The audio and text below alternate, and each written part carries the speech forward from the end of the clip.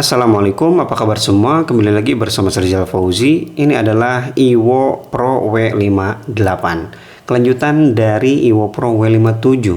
Saya beli W58 karena penasaran peningkatan dari Evo Pro W57. Tapi setelah saya pakai smartwatch ini, ternyata perubahannya atau upgrade-nya tidak sebagus itu. By the way, untuk W58 ini dibanderol di harga 600 ribuan, agak sedikit mahal, antara 50 sampai 100 ribu dari W57.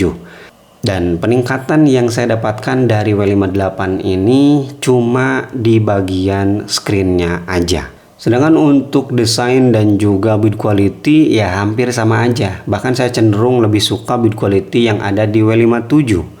Contohnya untuk tombol yang ada di bawah ini tombol power ya, on off. Dia di sini lumayan keras, nggak begitu empuk. Berbeda dengan W57 kemarin, saya nyaman banget. Kemudian untuk rotatingnya ini masih nyaman-nyaman aja, nggak ada masalah. Dan di sisi kanan di sini cuma ada speaker aja. Yang selanjutnya yang bikin saya kecewa di bagian strapnya. Jadi untuk bongkar pasang di sini agak sedikit lebih susah ya daripada W57 kemarin. Ini mencetnya harus ekstra keras baru dia mau keluar. Bukan susah. Berbeda dengan di W57 kemarin itu kayaknya mulus gitu ya. Tapi di sini agak susah. Itu saya kurang suka. Kemudian yang saya sayangkan juga di bagian displaynya, emang untuk layarnya jadi lebih gede ya, 2 inci lebih dikit. Tapi itu dikorbankan dengan bodinya yang jadi lebih lebar juga.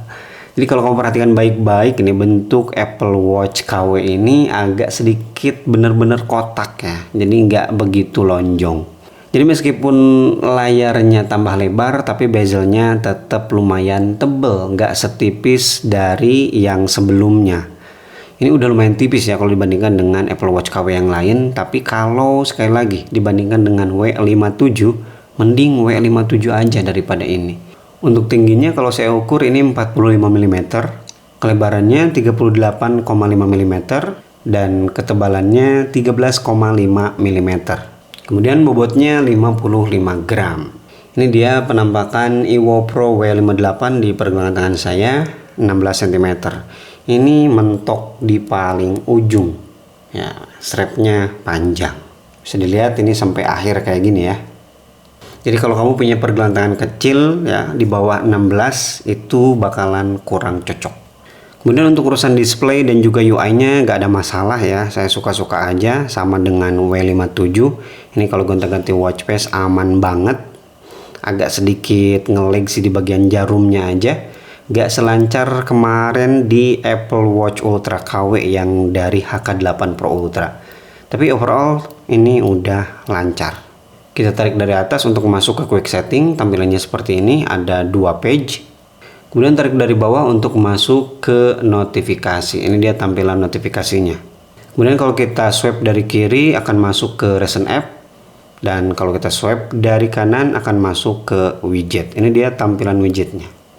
Saya suka sih untuk tampilannya, lumayan mirip. Dan untuk masuk ke menu kita klik crown-nya. Dan untuk tampilan menunya ada banyak banget. Udah saya share di video short. Tinggal klik 2 kali aja untuk gonta-ganti tampilan menu. Tapi untuk memudahkan saya kasih lihat yang list aja biar lebih simpel.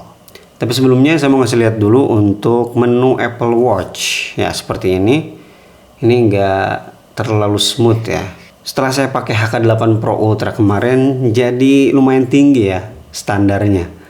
Ini jadi kelihatan ya ngelag-ngelag kayak gitulah. Dan yang terakhir di bagian UI ini yaitu presentasi baterai yang ditampilkan. Ini berkurangnya bukan per 1% tapi per 25%. Jadi mungkin untuk beberapa hari kok masih 100% aja gitu. Jadi memang untuk baterainya dia total ada 4 bar. Ya kalau pakai angka ya 100, 75, 50, 25, dan 0. Sedangkan untuk fitur kesehatannya ya gitu-gitu aja. Saya udah berapa kali bilang kalau kamu nyari smartwatch untuk olahraga ya jangan beli Apple Watch. Kenapa? Karena sensornya sepengalaman saya sih kurang bagus. Karena tujuan dari smartwatch ini kan bukan ke sana menurut saya. untuk mereka yang pengen kelihatan gaya doang, kayak pakai Apple Watch gitu. Tapi ya oke, kita kasih lihat di sini ada BPM, kemudian EKG.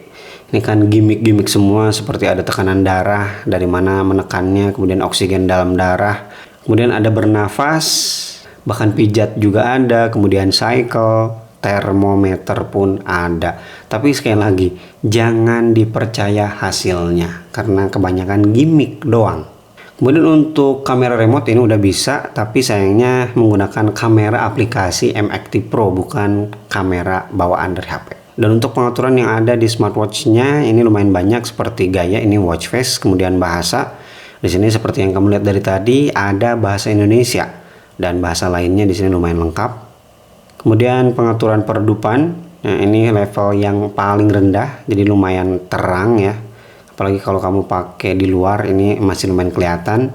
Kemudian pengaturan waktu layar atau screen off di sini paling lama 60 detik atau kita bisa pilih selalu cerah. Ya kalau kamu pengen cepat rusak ya. Selanjutnya ada vibration. Ini saran saya dimatikan aja karena vibrationnya ini lumayan kasar. Kemudian ada pembayaran yang tidak bisa kita pakai. Selanjutnya ada pemberitahuan. Di sini pemberitahuannya menyala atau bergetar doang, silahkan diatur.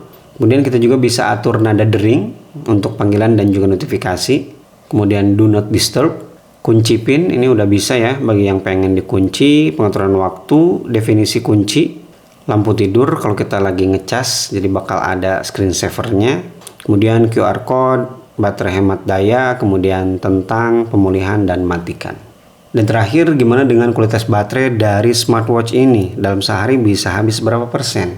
Ya saya nggak bisa ngasih data yang akurat karena memang persennya itu per 25 ya berkurangnya.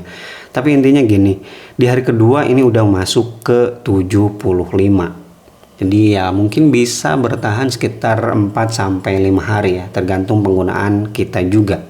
Oke, terima kasih bagi yang udah nonton video review Ewo Pro W58. Bagi kamu yang pengen menggunakan Apple Watch per copy, ya lebih baik pakai aja Ewo Pro W57. Pengalaman saya itu sih yang paling the best harganya dan fitur yang ditawarkan. Dan kalau kamu udah ada yang pakai Ewo Pro W58 ini, boleh share juga pengalamannya di kolom komentar. Siapa tahu pengalamannya jauh berbeda dengan apa yang saya sampaikan di video ini. Dan kalau kamu tertarik ya pengen beli, ya silahkan aja, link pembeliannya sudah saya sediakan di kolom deskripsi. Terima kasih bagi yang udah nonton video ini sampai selesai, dan Rizal Puji pamit. Wassalamualaikum warahmatullahi wabarakatuh.